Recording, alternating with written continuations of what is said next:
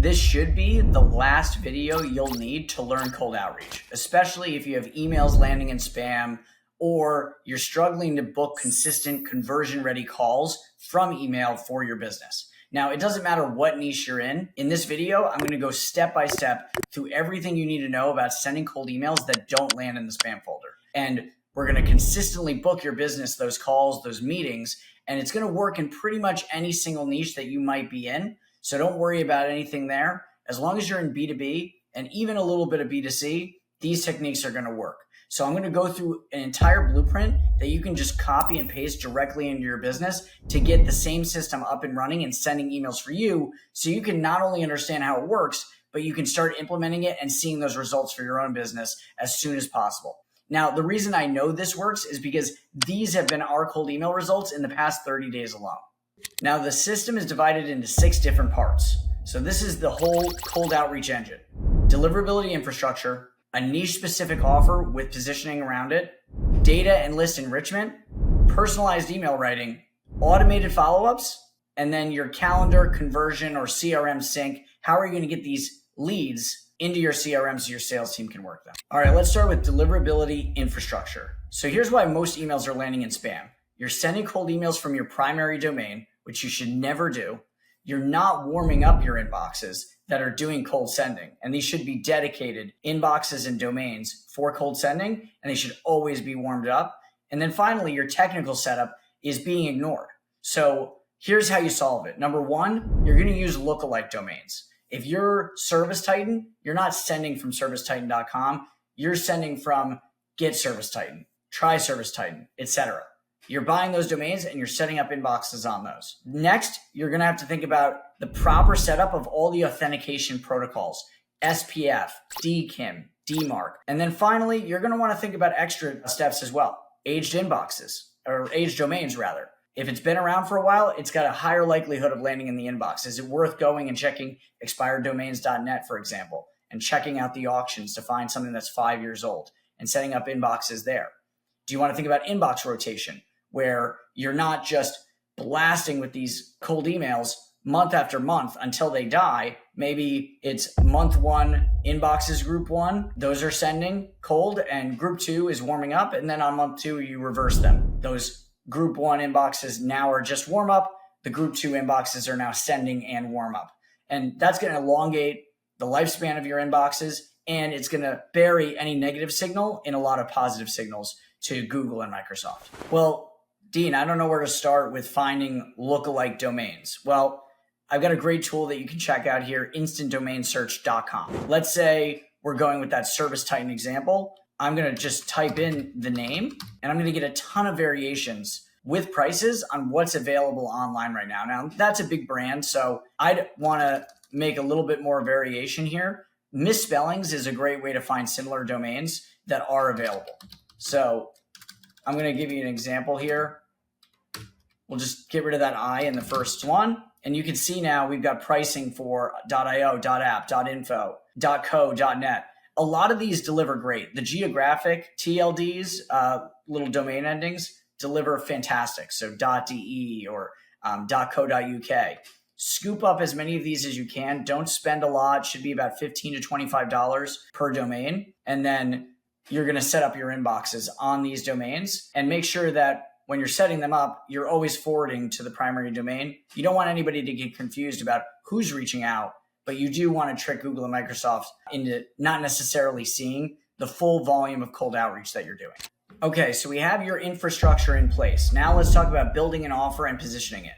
You want to build an outcome-based offer. It's got to use niche-specific language, so it's very apparent that it's relevant to prospects immediately, and it shows precision. It shows knowledge about their space. Now, when you position an offer like, we help PLG startups 2x product demos with 0 ad spend, you're speaking directly to a specific company's core challenge, and you're demonstrating deep industry understanding about the pain points and what's going to appeal to them. Now, this is going to work because it's addressing 3 critical elements. You've got a specific target, the PLG startups, a measurable outcome, 2x demos, and a constraint or something they don't have to worry about, right? I'm getting rid of pain. You have no ad spend required.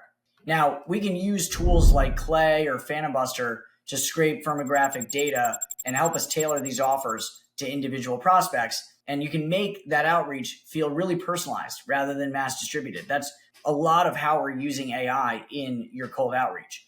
And that niche specific language is going to signal expertise, and it builds immediate credibility. Now, what you're probably sending is a lot more generic.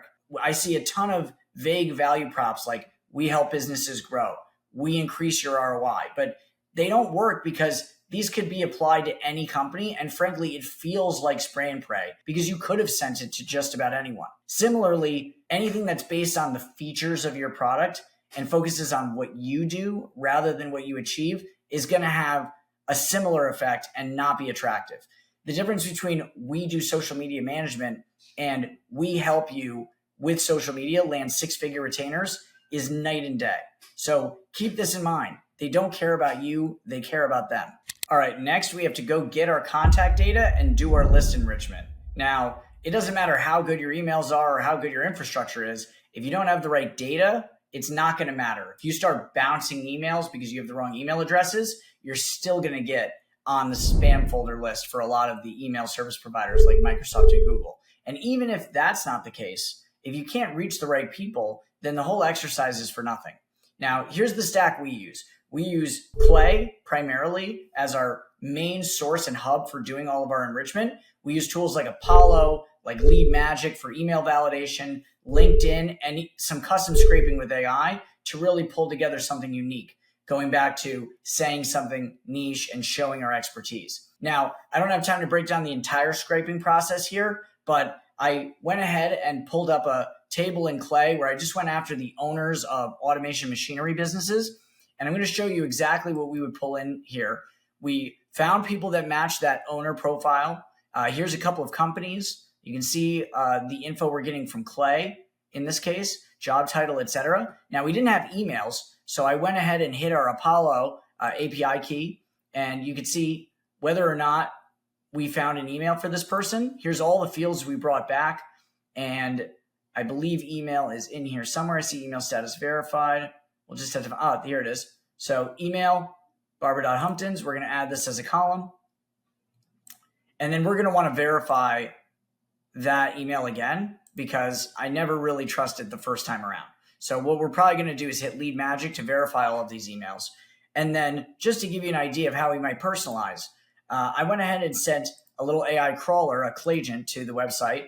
And what we're going to do is just extract the main product offered by the company.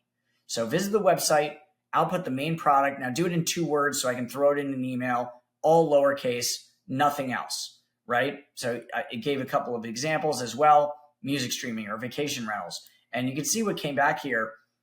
We've got flippy robots or parts feeders or packaging machinery. And we can layer on a few of these to come up with some really tailored language in our positioning or in our offer so that they know that we're reaching out to specifically them. And just keep in mind as well, it's not always going to work out perfectly. So you're going to need a fallback strategy for cases where you're not able to find the case study or the piece of information that you're after. That's a little bit on how I think about data and list enrichment. Now, this next piece should be actually the fastest part of the system, even though it trips the most people up or has the most people staring at a screen with writer's block. Here's what we're doing for personalized email writing. Subject line, first line, body, call to action. Don't overthink it. You want to make those customized lines, whether it's first line or within the body, about job data, recent news, things you pulled from their website, whatever you're using to tailor and make this as relevant as possible. That's the piece where you think about customizing it. Again, nothing corny. Let's not call out their college. Let's call out specific pieces of information we were able to glean with tools like Clay, with AI, to make sure that they know that we reached out to specifically them about a specific thing. And then with the body, it's here's who I help, here's what we do, here's proof of how we do it, and want in, okay? And want in is that call to action. Again, go for the low friction call to action. Open to a quick chat. Would you be interested in something like that? If I could do this, would that be worth a conversation? Those sorts of call to actions that give them an out are going to see much higher reply rates than something where you go straight for the kill and try to book a demo without even seeing if they're interested at all. So I've got some examples on screen. I just used Claude to help me out here. You can see some quick examples. Company name, scaling, pipe cleaning operations, right? Hey, notice that you guys have grown to XYZ employee count. We could pull this with Clay over the past year. Companies at your stage typically face challenges with a common challenge for startups or businesses in that space at that size. I've been helping similar companies. I would call out the actual companies, streamline this transition, and they saw XYZ results. That part's missing here in Y timeframe. And then worth a brief conversation to see if there's alignment. I would get rid of this part.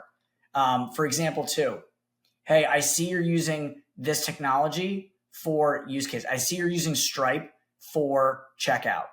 Most companies that are in e-commerce are finding they need to enhance this once they scale past 100 people. Now, again, I would get more specific. We help companies using Stripe reconcile their books at the end of the month. If I could show you how we're doing this and saving people 8 to 10 days on average on closing their books at the end of the month, is that worth a conversation?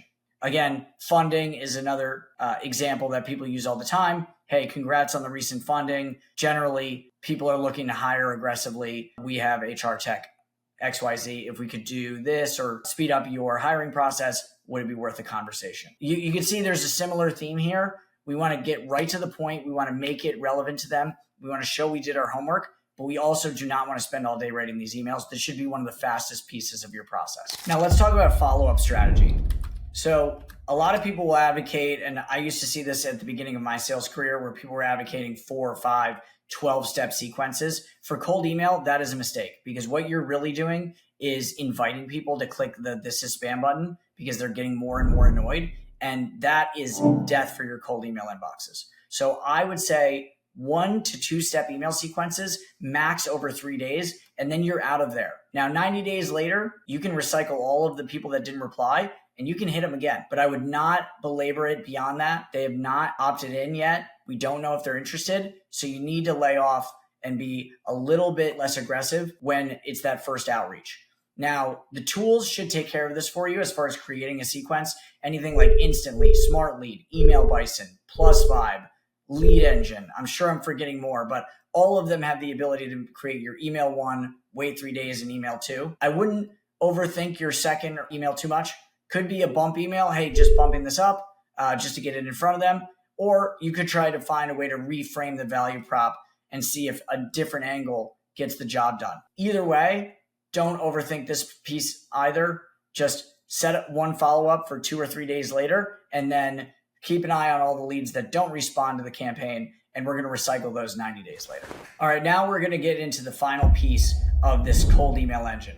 What do we do with these leads, these replies? How do we turn them into booked calls? Now, here's what I personally do. You have a master inbox in your cold email sequencer, whether you're using Email Bison, Smart Lead, or something else. Funnel all those replies there. Make sure everything's properly labeled. They have AI within these tools to help you with that categorization. And then what you don't want to have happen is have the 10,000 people that you've cold emailed all pushed into your CRM automatically. You want to keep those siloed because otherwise, your CRM is just going to turn into a mess. So the strategy I use is when we do have a positive reply and a lead in that inbox to one of our lookalike emails, when I'm replying back to that prospect, I CC my main email that's linked to the CRM. In our case, that's Close, but it could be HubSpot, Salesforce, whatever it is. And usually what that means is that thread is going to migrate to the CRM once you put in the lead contact information into the CRM.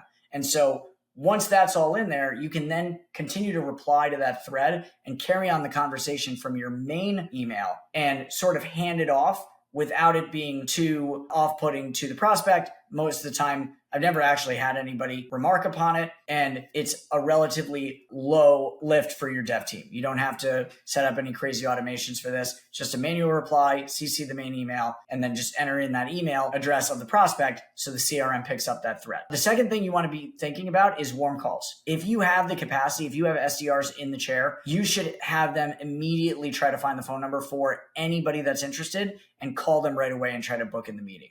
Of course, you can do this with another email back and try to book them that way, but the take rate is going to be much higher if you use the phone. Finally, I get the question all the time, well, what about like a direct integration with my CRM, like HubSpot, etc.?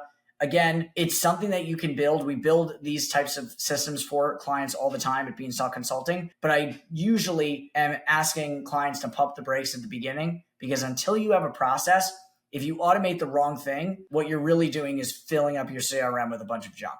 So yes, you do eventually want to get to that automated place, but first make sure that the manual process works well and there's no kinks. There you have it. That's the whole system. Now that entire system is proven to bring you the exact results that you're looking for with cold emails if you implement it the right way.